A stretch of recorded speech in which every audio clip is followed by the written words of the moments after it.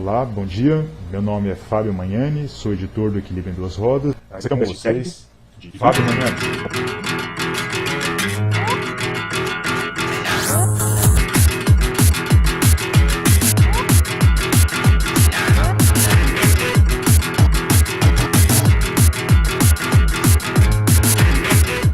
Olá, bom dia. Dizem por aí, né, que nós temos que fazer escolhas na vida. Então, ou a gente tem que gostar do vermelho, ou gostar do azul. Ou tem que gostar do Star Wars, ou do Star Trek. Se você é ou de exatas ou de humanas, né? Se você é um engenheiro, você jamais pode se apaixonar por uma professora de artes. Até na música a gente tem que fazer uma certa escolha, segundo essa teoria, né? Ou você tem que gostar dos Beatles ou dos Rolling Stones. Essa é fácil, eu gosto dos Beatles, né? E gosto dos Beatles um pouco por causa da música, mas principalmente pela atitude deles, né? A carreira dos Beatles, que teve mais ou menos 10 anos, uma década mais ou menos, pode ser dividida em duas partes. Na primeira parte, onde eles cantavam aqueles rockinhos dançantes e faziam muito, muito sucesso, as meninas gritando para eles. E na segunda metade, quando eles decidiram não fazer mais shows e resolveram fazer música para ouvir e não mais música para dançar, né? E eu gosto dessa segunda fase, e principalmente pela coragem deles, né? De mudar de estilo, de tentar aprender novos instrumentos, fazer novos arranjos, novas composições, na vida pessoal deles, né? Buscar uma espiritualidade maior, uma maior consciência artística, né? Bem, então essa é a resposta fácil, né? Entre o vermelho e o azul, eu não consigo decidir muito bem. Entre a professora de arte, é claro que eu acho que a gente deve se apaixonar por ela para a vida toda, mas em relação aos Beatles é fácil. Eu gosto de muitas músicas dos Beatles, mas principalmente de duas, né? Uma música dos Beatles que eu gosto é Penny Lane, que descreve, né, uma região, um bairro pequenininho, né, uma comunidade em Londres, e eles ficam descrevendo o que eles veem por lá, né? As pessoas andando, as enfermeiras, os barbeiros, como que é a vida ali naquela cidade, e ficam se lembrando, né? Dizem assim, Penny Lane está nos meus ouvidos, está nos meus olhos, né? E eu posso voltar para lá. Então é mais ou menos uma crônica sobre a cidade. E uma outra música, a minha preferida deles, é Be for the Benefit of Mr. Kite. Essa música é uma música circense. Ela é baseada num cartaz, né, que o John Lennon comprou, como se chama? Comprou. E nesse cartaz, de 1843, né, do século XIX, estava escrito as várias atrações que teriam no circo, né, os cavalos, os saltos no trampolim, o fogo, a dança, a música, né, todas as atrações. E daí eles fizeram uma música dizendo isso, né, dizendo quais seriam as atrações que teriam naquele circo, né, naquele show daquela noite que viria toda a trupe e viria de uma outra feira e tal. Daí eu acho também, de novo, é uma crônica sobre um show, né, sobre o anúncio de um show, né. Como eu sempre falo que eu venho de uma cidade pequena, né, o circo sempre foi uma grande atração quando eu era criança, né, o circo e os parques de diversão. E daí eu fui atrás de algum livro ou de bicicleta ou de moto que eu tenho na minha estante, que podia falar um pouco sobre isso. E, né, na verdade, né, eu acho que o que mais nos remete às motocicletas nos circos, nos parques de diversão, é o Globo da Morte. Daí eu fui atrás, isso em 2011, né, quando eu estava fazendo procurando esse livro, eu fui atrás de um livro sobre o Globo da Morte e não encontrei. Mas eu encontrei um livro parecido, né, que é esse daqui, ó, Riding the Wall of Death, né, assim, esse Wall of Death, não Death é morte, né, e wall é alguma coisa como parede, ou muro, ou alguma coisa assim, né. Deixa eu explicar mais ou menos, isso aqui não é uma coisa muito comum, pelo menos eu nunca ouvi falar que isso aqui já tenha vindo para o Brasil, mas deixa eu explicar mais ou menos, né. Deixa eu pegar uns brinquedinhos, umas coisinhas do Dante aqui para mostrar. Bem, peguei um globo, né, no Globo da Morte, as motos ficam girando em torno do globo, né, aí elas se mantêm coladas na parede, elas não caem por causa da velocidade, né, por causa da tal da força centrífuga, entre aspas, tal, tem uma discussão sobre isso, mas vamos lá. Elas ficam grudadas na parede por isso, e ficam rodando no globo. Nesse Wall of Death, a forma não é um globo, né, a forma é tipo um cilindro, né, assim, e elas ficam girando aqui dentro, ó, né, e não, então, dentro desse cilindro e não dentro de um globo, e por isso que é chamado, né, sei lá, as paredes da morte ou qualquer coisa que seja.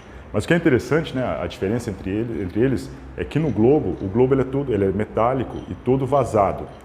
E você não consegue ver direito o que acontece lá dentro, né? E os motoqueiros que estão lá dentro, eles usam capacete e com a luz acesa, então você ouve o barulho, mas você não tem um contato muito grande com os motoqueiros, né?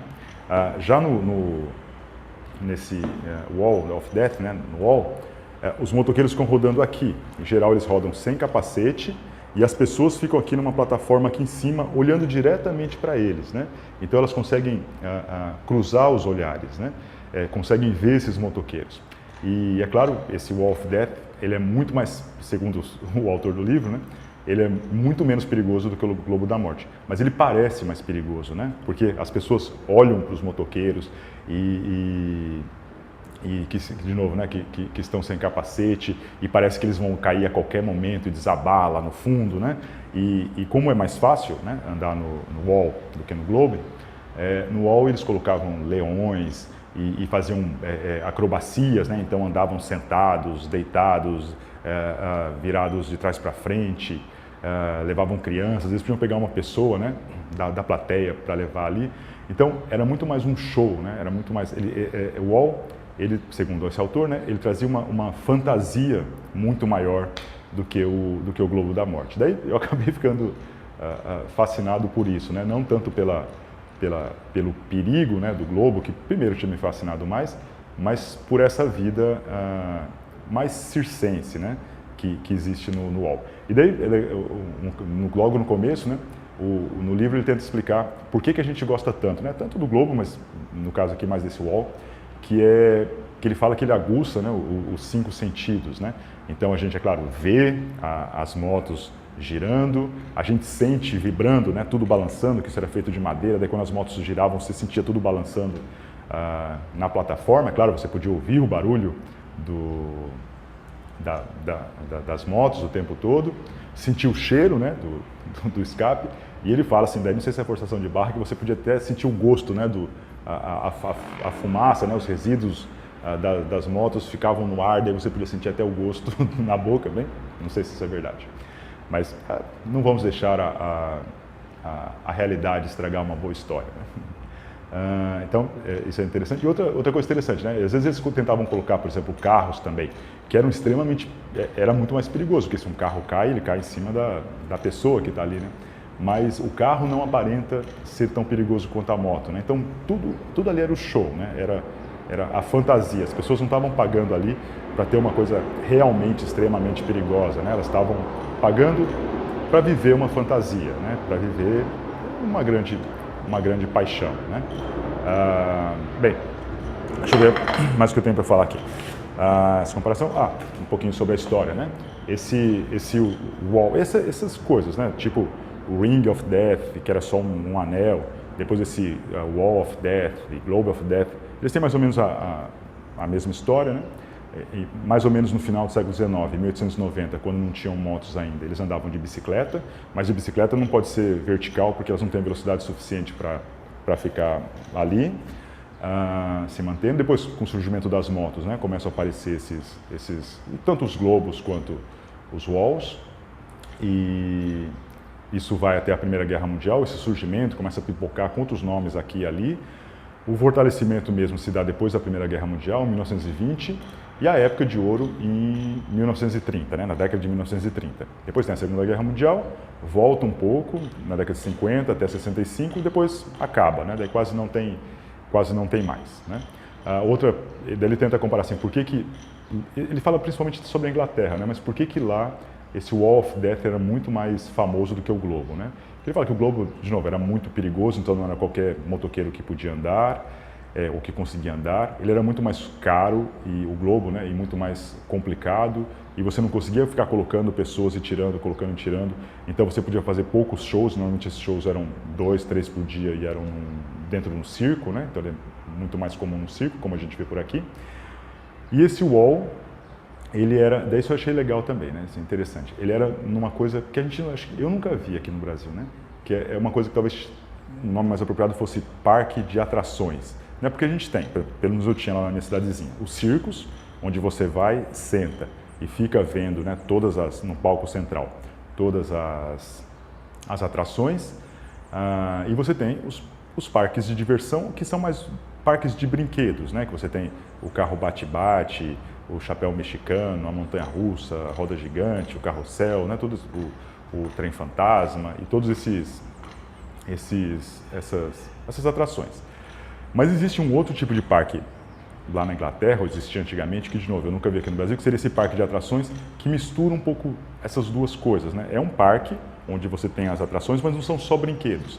Nessas atrações, né, você tem esse Wall of Death, que você paga e você vê as pessoas, tem cantores, peças de teatro, daí até antigamente tinha o freak show, né, a mulher barbada, aquele cara fortão que ficava entortando as barras, né? Então você tinha um certo contato com as pessoas atuando, né? E esse Wall of Death era isso, né? Você, de novo, né, tinha o contato e esses motoqueiros tinham que ser bons apresentadores e saber falar bem e conseguir excitar, né, toda a audiência, né, e fazer com que a coisa parecesse mais perigosa do que realmente era, né? Então isso é legal. Eu acho que a única atração que eu já vi assim com alguém num parque foi a Monga, né, que era aquela mulher que se transformava numa gorila, né, uma mulher linda que você ficava apaixonado por ela, mas quando você tentava se aproximar, ela se transformava numa fera e te mandava embora, né? Bem, era mais ou menos isso.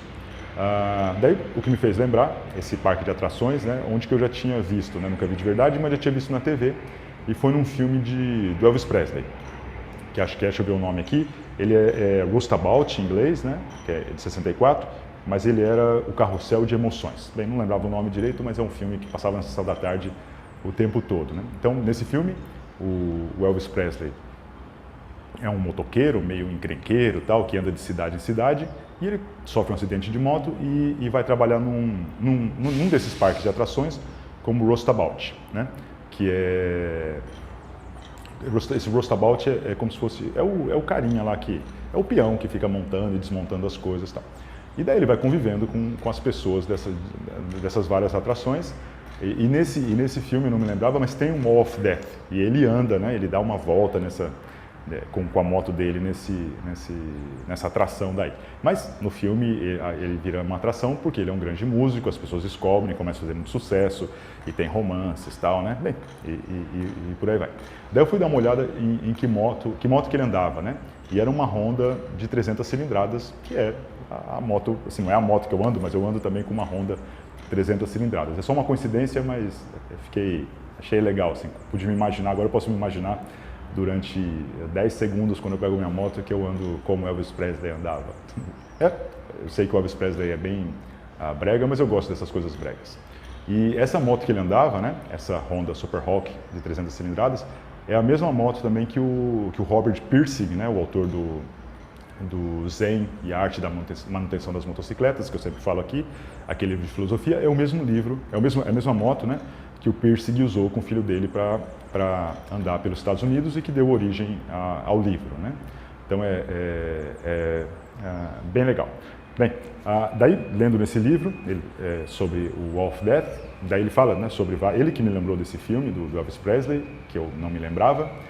E ele fala também sobre várias músicas e brinquedos que fazem homenagem a essa atração, e uma delas é uma música do R.E.M., né? Não é bem do R.E.M., né? É uma música só que eles interpretam, mas também chama Wall of Death, e diz um pouco, e também descreve, né, assim como aquela música dos Beatles, descreve um parque de atrações, né? Fala sobre o túnel do amor, e sobre você bater o sino e a mulher barbada, mas como na realidade, meio que fazendo uma comparação, né, com a nossa vida, mas dizendo que o que ele quer mesmo é andar no Wall of Death, né? Ele quer as emoções, que aquilo ali, é claro que não é a liberdade, mas é o mais próximo que ele pode chegar da liberdade, então ele quer dar mais uma volta naquilo ali.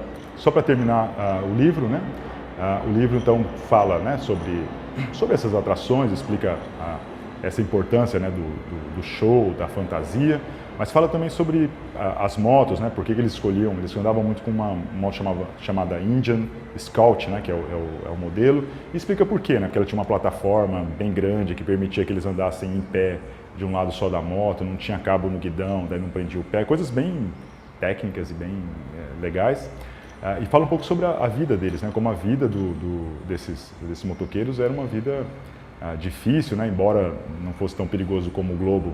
Às vezes eles sofriam acidentes, tinham que ficar parados durante um bom tempo, como que era a rotina, né, para montar esses walls de cidade em cidade, então eles ficavam às vezes 3, 4 dias para montar e depois para fazer só dois dias de shows, e cada dia de shows às vezes tinha 10, 15 espetáculos num dia só, e como a vida deles, né, eles tinham que às vezes dormir no chão, a vida toda às vezes bagunçada e desregrada, mas na hora do show ficava tudo certo, né? Tudo bonito e a moto brilhando, e por mais que eles estivessem tristes ou sem dinheiro, sempre com um sorriso no rosto, sempre mostrando a coragem, né? Outra coisa interessante é que tinha muitas mulheres, né, que eram pilotas, né, motoqueiras nesse Wall of Death, o que era interessante, porque bom para quem trabalhava com isso, porque eles casavam entre si, né, os motoqueiros e as motoqueiras, né, porque a vida deles era uma vida muito intensa, né, que precisava de muito preparo e dedicação e viagens e riscos, e eles se entendiam, né, assim, eles estavam dispostos a dedicar suas vidas às mesmas coisas, né. Só para terminar, né, queria comentar assim, um pouco sobre, e talvez seja a mensagem do livro, né, ou a mensagem que ficou para mim, não sei se foi muito proposital, mas essa questão, né, que eles falavam muito assim, venham assistir, né, a grande atração do nosso parque, Wall of Death, né, veja motoqueiros desafiando a morte. E o que é essa morte, né, assim, desafiando a morte, eu acho, né? Eles não estavam tentando terminar com a vida deles, não é morte nesse sentido, né? Eles eram pessoas simples, pessoas comuns, e que estavam ali para serem, pelo menos em determinado momento, criarem uma fantasia para as pessoas que estavam assistindo e para serem vistos também, né? Então, ao fazer aquilo que era tão importante para eles e tão legal para todo mundo, eles, na realidade, estavam existindo, eles estavam sendo vistos, né? Então, eles estavam, nesse caso, eu acho, desafiando a morte no sentido de não existência. Se não fosse esse ato de expressão artística deles, eles não existiriam, eles não seriam vistos, eles não amariam, eles não se apaixonariam. E então, eu acho que para mim, desafiar a morte nesse sentido, né? Desafiar a morte é ter vida, né? Não é qualquer pessoa que não está morta que tem vida, e eles tinham vida, né? E também uma outra coisa, né? Às vezes as pessoas que conhecem a imagem, né, dessas pessoas que vão andando de cidade em cidade, seja o Elvis Presley lá com a sua moto que ia andando de um lugar para o outro, ou esses artistas, né, do Wall of Death, e que iam se apaixonando e eram, né, e as pessoas se apaixonavam por eles também de cidade em cidade, e às vezes eles iam embora, né, iam de cidade para cidade, iam embora e ficavam, as pessoas achando assim, pô, esses caras vêm e vivem romances de poucos dias e depois vão embora e não ligam para nada, e quando na realidade às vezes é um pouco diferente, né, também. Eles sofriam muito por isso, né? Às vezes, tenta ver do ponto de vista deles, né? Às vezes eles passavam 3 ou 4 dias num lugar onde eles viviam uma grande paixão e andavam de moto, e depois não podiam nunca mais reviver isso, a não ser na memória ou na lembrança, né? Ou numa foto que eles levam por aí, ou numa carta que eles receberam, né, naqueles dias.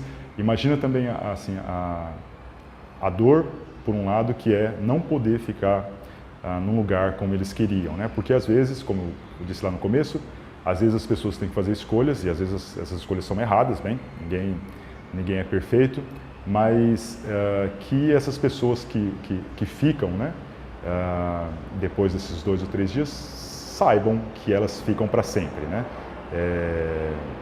Isso a gente não tem escolha, né? A gente não tem escolha de quando que a gente vai se apaixonar e a gente não tem escolha das pessoas que serão importantes na nossa vida, né? Serão 30 anos, sejam 3 dias, né?